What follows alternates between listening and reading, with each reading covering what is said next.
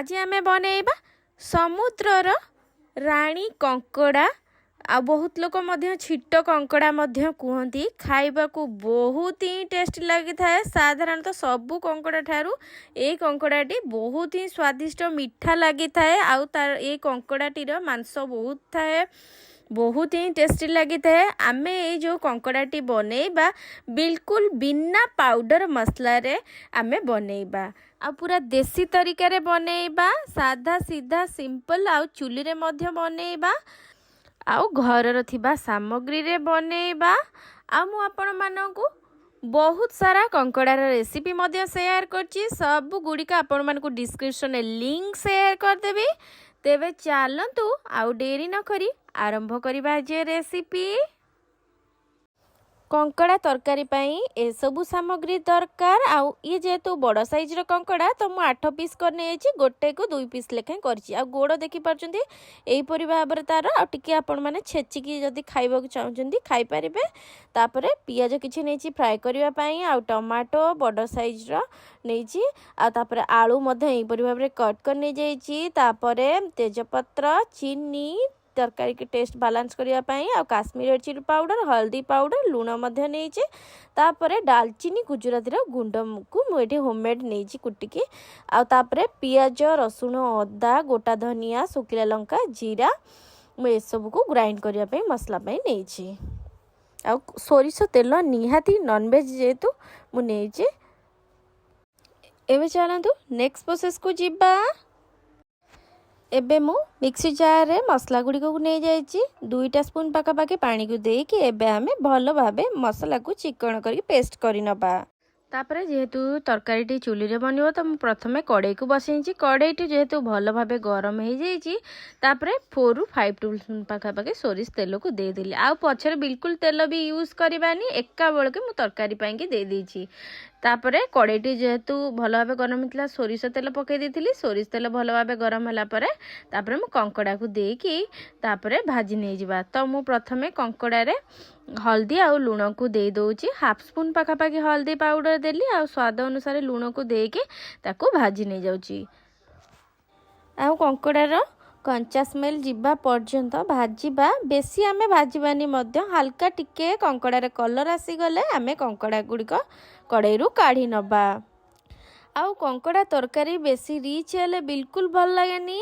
आपण माने कम तेल मसला रे बनांदु, कंकड़ा तरकारी टेस्ट बहुत बढ़िया आसीबो। आ देखि पारुचंदी कंकड़ा भजाटीर कलर बढ़िया भाबे आसी गलानी। आ कंकड़ा पूरा बढ़िया भाबे भाजी हो जाइछि। एबे आमे प्लेट को काढ़ी नबा कंकड़ा को। तापरे मु कंकड़ा को प्लेट को काढ़ीला परे तापरे सेई बळका तेल रे आलू को मध्य फ्राई करि नै जाउची। बिल्कुल आलू रे मु लूण देइनी, आपण मन जे चाइबे आलू रे लूण देइकी मध्य फ्राई करि परिबे। आलू रो भलो भाबे कंचा स्मेल गला पर्यंत भाजी नबा। आलूटा जेमती लाल हे आसीबो, जेमती हमें चिकन तरकारी भाजू सेमती भाजीबा। एबे बढ़िया तो हे जाइछि, मु काढ़ी नै जाइछि। सेई बळका तेल रे मीडियम साइज रो 2टा पियाज को स्लाइस कर रखिले ताकू मध्य हल्का लाइट ब्राउन कलर हबा पर्यंत फ्राई करिबा। पियाज टी जेतबळे फ्राई करूचंदी बेसी पोडपोड हेले बिल्कुल तरकारी रे भल लागेनी। हल्का लाइट ब्राउन कलर हबा पर्यंत भाजिले तार टेस्ट बहुत बढ़िया आस्ता है। 4टी तापरे तेजपत्र को दे दउची। एबे देखुचंदी हल्का हल्का बढ़िया भाबे लाइट ब्राउन कलर हे आसिलानी पियाज। एबे कौन करिबा ना ए स्टेज रे आमे दे देबा मसला को। आ आमे जो पियाज, रसुण, अदा, गोटा धनिया, जीरा, सुखिला लंका जो पेस्ट बनैथिले ताकू आमे एबे दे दबा। आ मसलाटी देला परे मसलाटी को 2 रु 3 मिनिट पर्यंत आग प्रथमे कसी नबा। तापरे कसिला परे आमे जो हल्दी powder, Kashmir red chilli powder colour पाई ताकू दबा। आउ बस लूण आउ हल्का टिके 1/2 स्पून पाखापाखि चीनी की दबा, जहाँ फल कि टेस्ट को बहुत बढ़िया बैलेंस करिबो। तापरे जो टमाटो को कट करके रखिथिले 2टा छोट साइज रो मु टमाटो को काटी नै जाइछि, जहाँ फल कि तरकारी टेस्ट बहुत बढ़िया आसीबो। आउ एबे आमे मसला को पूरा हल्का धिमी धिमी आंचरे ताकू कषिबा बेसी जोर जाल देबेनी नले पोड़िबो आउ जेहेतु चुली रे बनाउछंती टिके तो जोर जाल लागिबो किंतु आपण मानकु जेतबेले पोड़ी आसुवा आपण माने अल्प अल्प पानी देकी कषिबे जे पर्यंत मसला साइड रो भल भाबे तेल छाड़ीनी मसलार कंचा स्मेल जाइनी से पर्यंत आमे मसलाटी को भल भाबे कषिबा। आउ देखि पार्चंती मते आउ टिके जेहेतु पानी कम लागिला मु हाफ कप पाखापाखि आउ टिके पानी को देकी तापरे मसलाटी को कषि नहीं जाउची। आउ जदि आपण माने सुखा सुखा कषुचंती ना तार गोटे अलगा फ्लेवर आसो बिल्कुल टेस्ट भल आसेनी आपण माने पानी को देकी कषिबे जहा फल के मधुर मधुर आम कंकड़ाटी खाइबा पई कि टेस्ट आसीबो। आ देखि पार्चंती मसला बढ़िया भाबे तो हेई आसिलाणी आ मसला साइड रु मधे बढ़िया भाबे तेल छाड़ी आसली आ मसलार कलर मधे केते बढ़िया भाबे आसी जाइतला।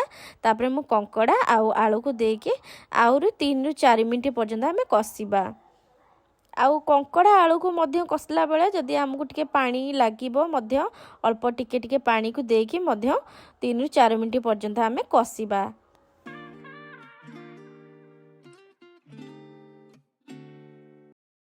आ देखि पाउछन्ती मते जेहेतु बिल्कुल माने सुखा सुखा हो जाइछि कंकड़ा आलू लागिला तो म आउ टिके हाफ कप पाखापाखि मते पानी लागिथिला आ देला परे तापरे 1 मिनिट पर्यंत आमे कषि नबा जे पर्यंत पानी भल भाबे मरिनी कंकड़ा आलू से पर्यंत कषिला परे तापरे आमे नेक्स्ट टाइम पाइकी तरकारी कंकड़ा आलू सिझिबा पाइकी तापरे आमे पानी को दबा।